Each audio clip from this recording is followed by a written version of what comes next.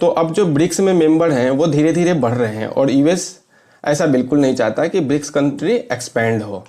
या ब्रिक्स की अपनी कोई कॉमन करेंसी आए, और इसी वजह से अमेरिका ब्रिक्स कंट्रीज़ के ऊपर अलग अलग तरीके का सैंक्शन, अलग अलग तरीके का टैरिफ या फिर टैक्स लगाने की बात करता रहता है।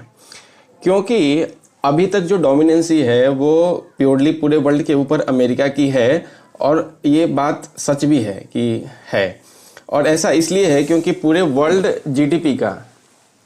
जो 25% है वो अकेले यूएस रिप्रेजेंट करता है। और अगर आप देखें तो पूरे वर्ल्ड में जो फॉरेक्स रिजर्व है उसमें 60%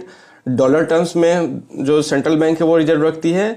और पूरे लोन में मतलब जितना भी डेप्ट हम दूसरे कंट्री को देते हैं या एक कंट्री दूसरे कंट्री जैसे आईएमएफ देती है या फिर जो भी वर्ल्ड बैंक है वो देती है, वो सारा का सारा जो डेप्ट है उसका 39% वो डॉलर टर्म्स में दिया जाता है। और ट्रेड जो पूरे वर्ल्ड में पूरा ट्रेड होता है उसमें 50% ट्रेड डॉलर टर्म्स में होता है। तो डॉलर वैसे है भी प्रेजेंटली काफ़ी ज़्यादा सिग्निफिकेंट,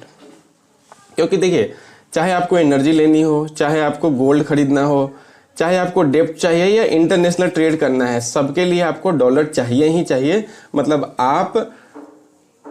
आपको जाना पड़ेगा पहले एक्सचेंज में कि आप मुझे डॉलर दो और फिर मैं वो डॉलर देके अपनी ज़रूरत की चीज़ों को खरीदूँ। तो डॉलर इतना ज़्यादा इम्पोर्टेंट बन गया है पूरे